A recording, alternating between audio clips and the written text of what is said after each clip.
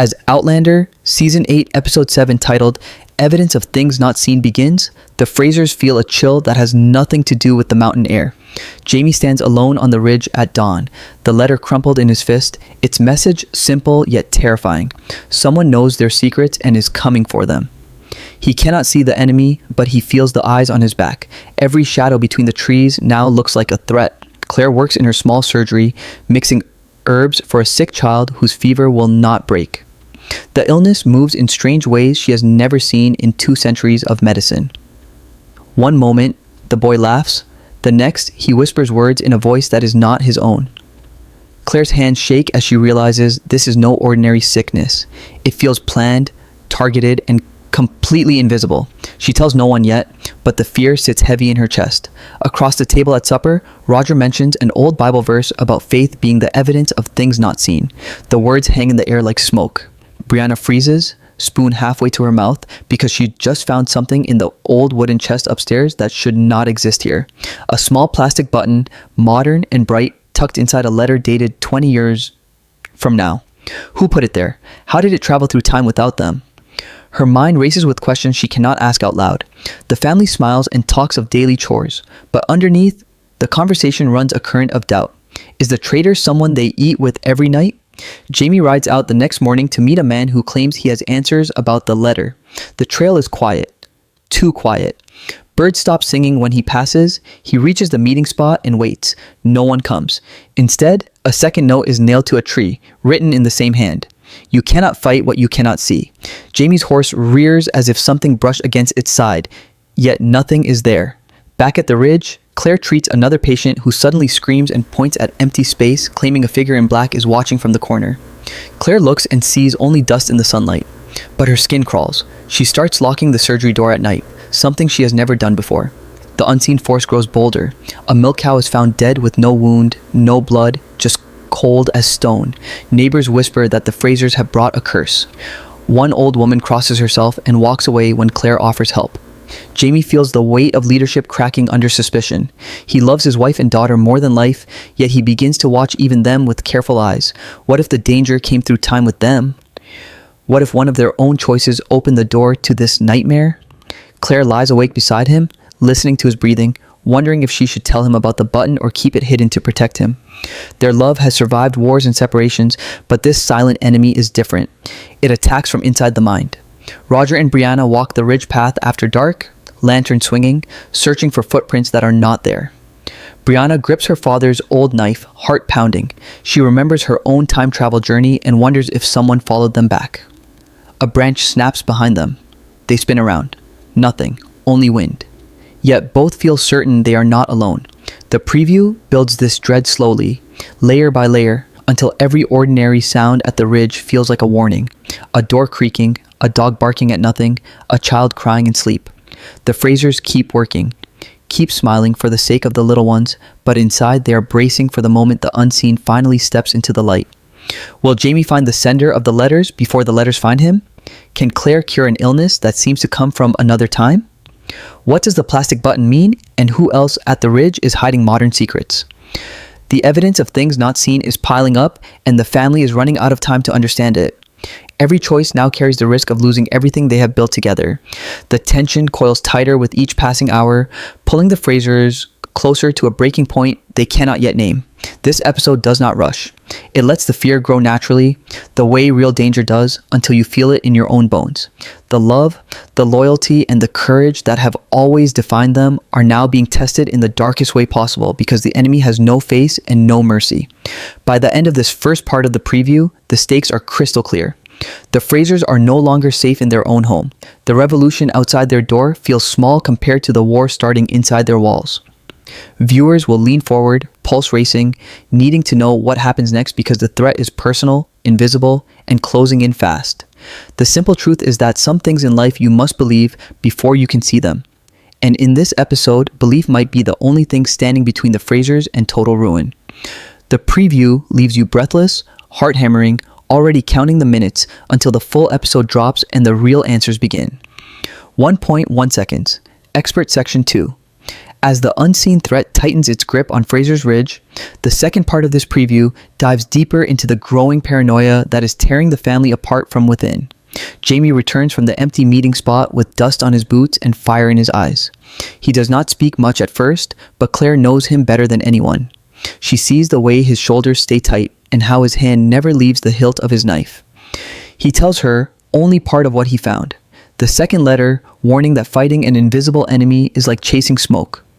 Jamie wants to protect his family by keeping the worst details hidden, but that silence only makes the fear spread faster. Claire feels the distance growing between them even as they lie in the same bed. She hides the plastic button deeper in her medical bag, afraid that showing it will make Jamie doubt everything they have built together. The next morning brings more strange signs. Young Jamie wakes up screaming that a tall man with no face stood beside his bed all night, whispering numbers and dates that made no sense. Brianna rushes to comfort her son, but when she asks what the man looked like, Jamie only says the man had eyes like her own, but older. Roger stands in the doorway listening, his face pale because he recognizes the description. It sounds too much like the stories his own father told about time travelers who got lost between the stones. The family gathers for breakfast trying to act normal, but every spoon scrape and chair creak feels loaded with suspicion. Who is watching them? Is the danger from their own time or from the future? Claire's surgery becomes the center of more worry. Another patient arrives, an old farmer from down the ridge, complaining of sudden blindness in one eye. There is no injury, no swelling, just darkness where light used to be.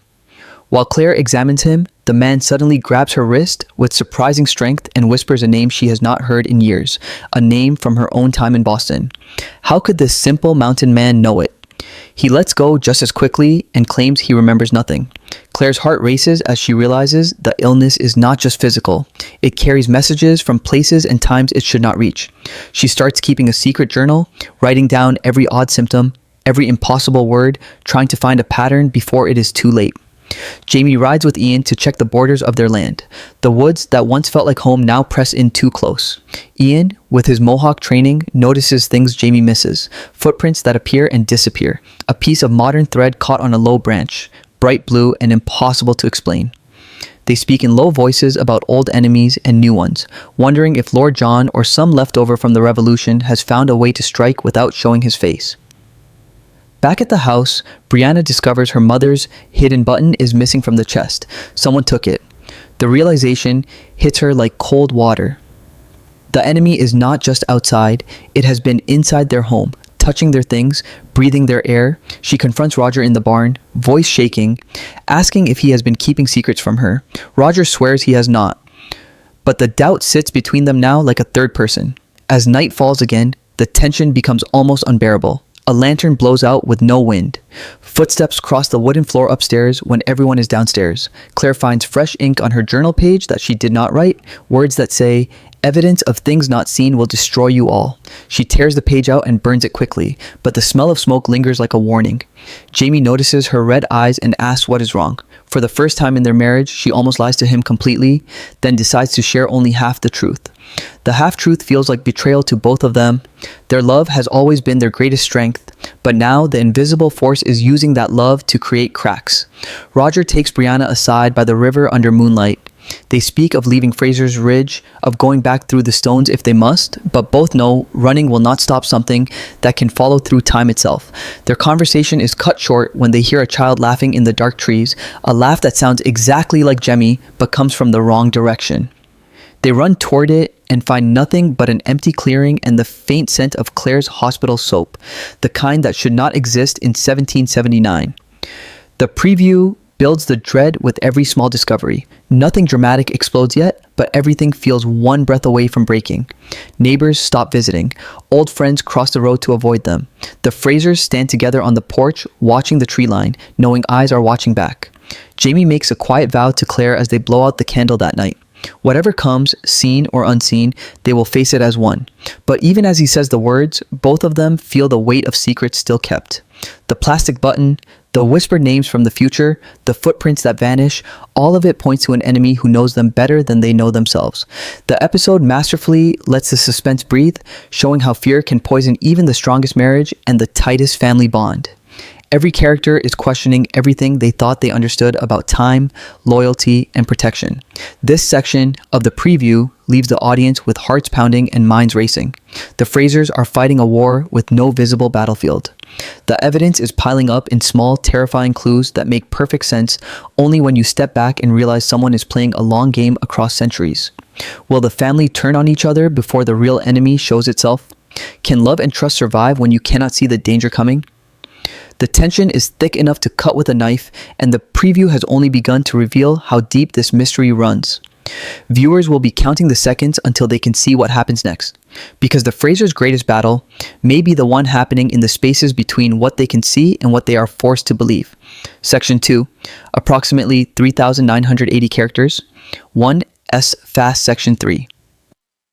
As the invisible noose pulls even tighter around Fraser's Ridge, the third part of this preview pushes the Frasers to the edge of what they can endure. Jamie wakes before dawn to find a third letter pinned to the inside of their bedroom door with his own dagger. The message is short and cruel.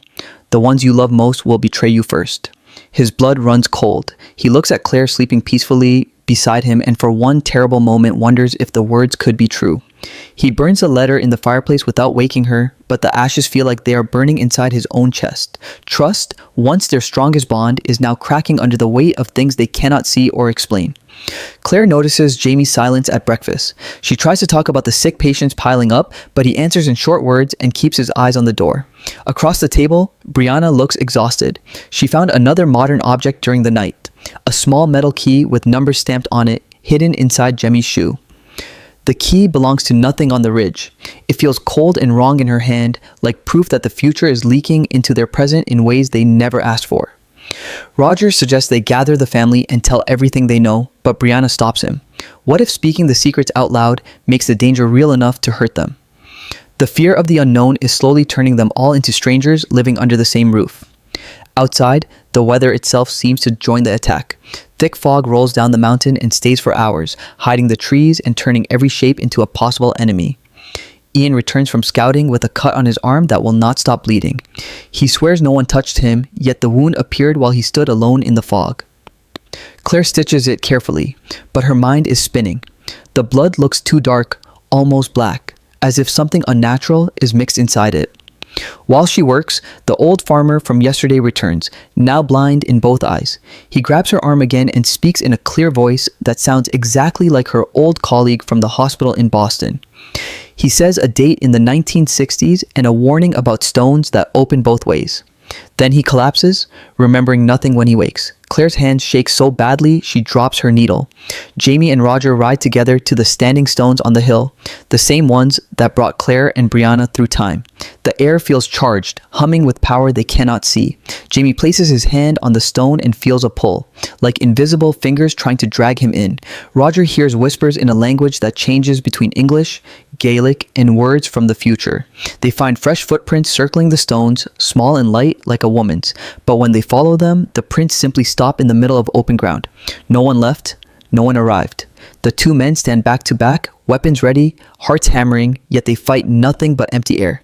The enemy is playing with them, showing just enough to drive them mad. Back at the house, Brianna confronts her mother in the surgery. She holds up the metal key and demands to know what Claire is hiding. For the first time, Claire shows her the plastic button and the secret journal filled with impossible symptoms.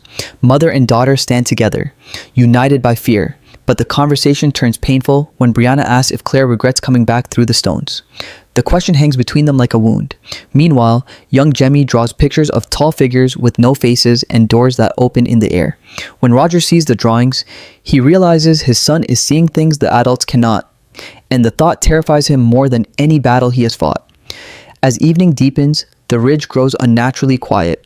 No night birds call, even the wind seems to hold its breath. Jamie stands, interrupted Section 4. As the invisible noose pulls even tighter around Fraser's Ridge, the fourth and final part of this preview brings the fear to a breaking point where every heartbeat feels like a countdown. Jamie stands alone on the porch as night falls completely, his hand resting on the wooden rail while he stares into the thick darkness. The fog has lifted, but left behind a heavy silence that presses down on everything. He turns when Claire steps out beside him, and for a long moment, neither speaks. Then he tells her about the latest letter, the one that warned the people he loves most will betray him first. Claire's face goes pale. She reaches into her pocket and finally shows him the plastic button and the metal key. Her voice trembles as she explains the impossible messages from patients and the symptoms that belong to another century. Jamie listens without anger, but the pain in his eyes is clear. The enemy has forced secrets between them, and the trust they always counted on now feels fragile as glass. Inside the house, Roger and Brianna sit with young Jemmy, who is drawing more pictures of faceless shadows and swirling stones. Roger notices one drawing shows a woman with red hair standing inside a circle of fire. Brianna's hand tightens on her husband's shoulder because she recognizes herself in the picture. They decide it is time to tell the whole family everything they have hidden. The four adults gather around the table by candlelight while the children sleep upstairs. Jamie spreads the letters on the wood. Claire adds her journal. Brianna places the modern objects in the center. As each secret comes into the open, the room grows colder. Roger reads the Bible verse again, evidence of things not seen. And this time it feels less like comfort and more like a challenge. They realize the enemy is not just watching them. It is using time itself as a weapon, sending small pieces of the future and past to break their minds before it breaks their bodies. A sudden loud knock on the front door makes everyone jump. Jamie grabs his pistol and motions the others to stay back. When he opens the door, there is no one there. Only a single sheet of paper nailed to the wood with an arrow. The message is written in fresh, blood-red ink. Look behind you. They spin around together. The room is empty, but the candle flames flicker wildly as if someone just ran past them. Ian bursts in from the back door, breathing hard, saying he saw a figure in black robes moving between the trees, yet when he chased it, the figure vanished into thin air. The family stands together in the center of the room, backs touching, forming a circle against the unseen. Claire's medical bag suddenly tips over by itself, spilling herbs and the hidden button across the floor. Brianna gasps as the button rolls and stops right at Jamie's boot. The climax of the fear builds as strange sounds start from every direction at once. Footsteps on the roof. Whispering at the windows, a child's laugh upstairs even though both children are now awake and holding on to their parents. Jamie shouts into the darkness, challenging the enemy to show its face and fight like a man. Only laughter answers him, soft and coming from everywhere and nowhere. Claire feels a cold touch on her neck, like fingers made of ice. She cries out and presses closer to Jamie. In that moment, they understand the true horror. The danger is not one person, but a force that can move through time and minds, using their own memories and fears against them. Roger begins to pray out loud while Brianna grips her knife, ready to protect her son with her life. Ian stands with his musket, eyes darting to every shadow. As the preview reaches its peak, the Frasers make a desperate plan. They will ride to the standing stones at first light and try to close whatever door has been opened between times. But even as they speak the words, another letter slides under the door without any hand to push it. This one is addressed to Claire alone. It contains a photograph, small and impossible, showing her own face from the 1960s standing beside a man she once loved. The picture should not exist here. The message on the back reads, "Some evidence cannot be unseen." Tears fill Claire's eyes as the weight of 2 centuries crashes down on her. Jamie pulls her into his arms, but even his strong embrace cannot fully block the terror. The family holds each other tightly while the house creaks and groans around them as if alive. This final section of the preview leaves the audience completely hooked and despy.